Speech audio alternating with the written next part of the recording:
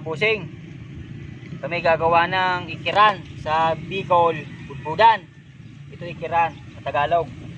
Ito nakagawa na ako isa, hindi ko pakita sa inyo. Ito mayroon pa akong gagawin. Ito, hinimulan ko na. Ito pala ginagamit ko, pait, kutsilyo, martilyo, gare. Ito, sisimulan ko na. Urago outdoor. Shout out sa'yo, ito yung request mo. Ikiran, budbudan. Ito ko sa gitna. Gigitnaan ko siya.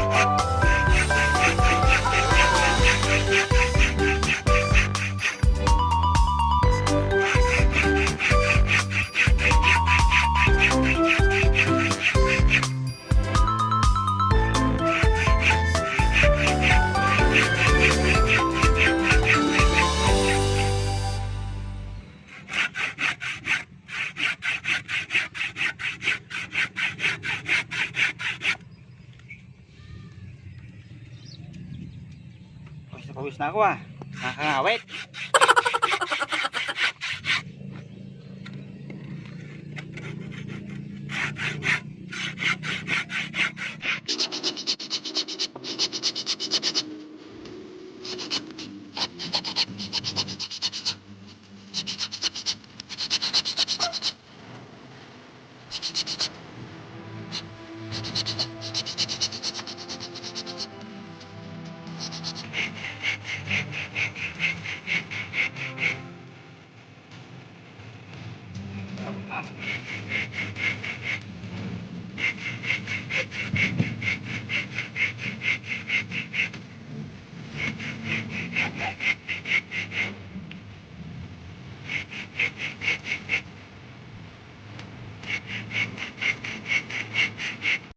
Ito na mga bossing, kaya ko sa gitna. Ngayon, papakita ko naman sa inyo pag pag-ukay sa para yung tansi.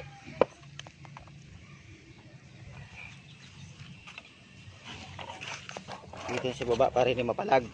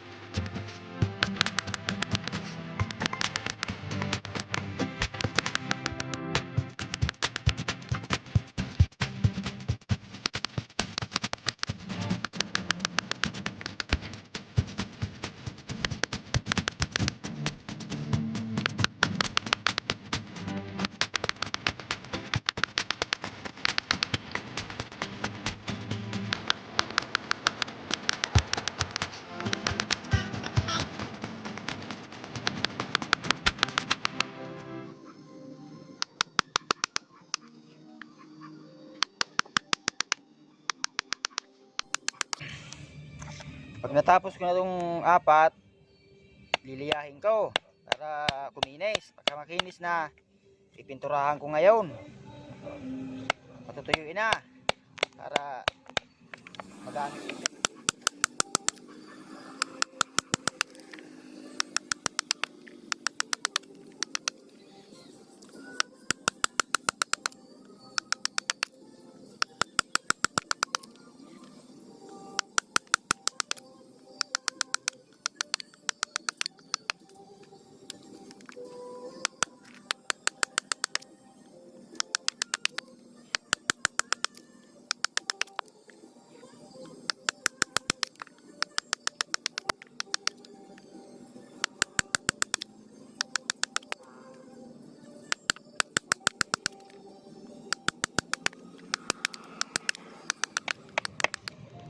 na sa kabila, ikot ko naman.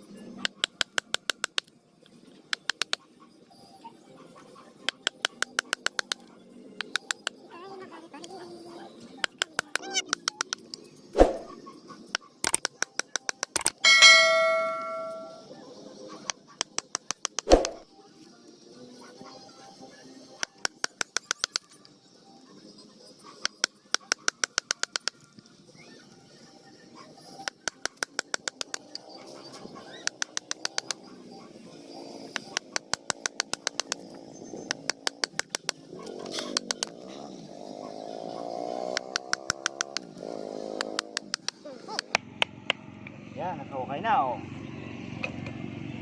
Lalaliman ko pa siya, nababaw pa eh. Isang ano pa. Yung makitang-kita pa yung guhit.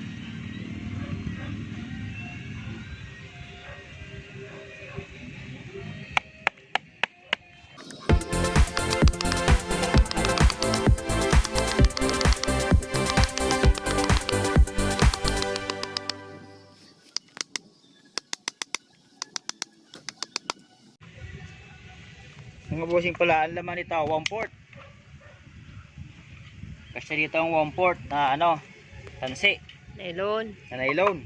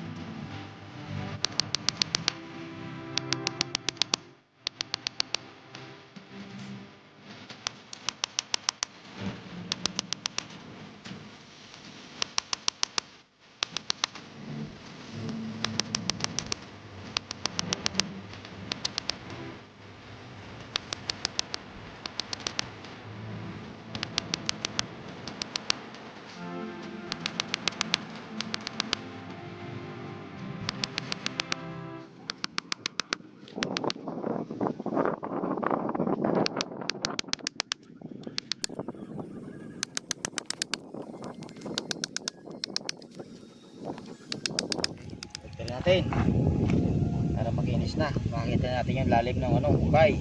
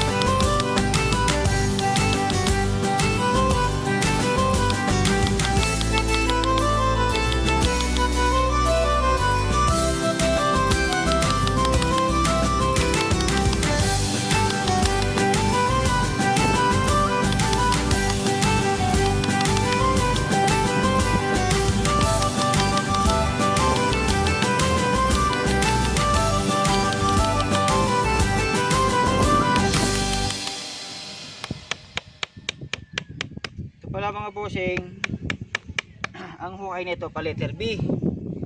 Malaki ang ibabaw, pagdating sa ilalim maliit, para yung nylon niya, tansi niya madaling umano, kahit hindi mo siya ano kusang umalis, hindi sumasabit, tuloy-tuloy lang siya sa pagtanggal. Kaya ganito ginagawa ko. Letter B.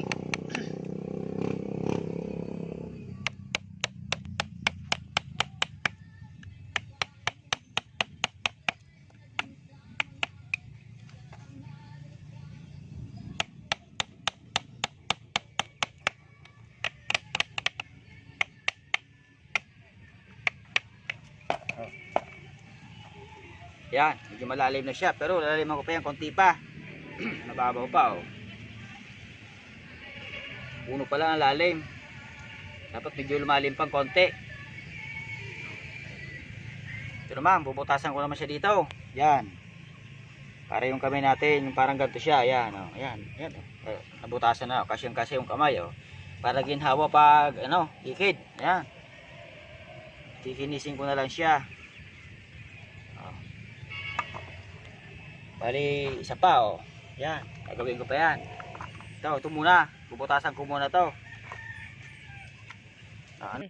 Hanggang dito lang mga bossing. Maraming salamat sa inyong mga nanonood. Susubaybay sa akin. Maraming salamat po. Sige, bye bye. Hanggang dito lang po.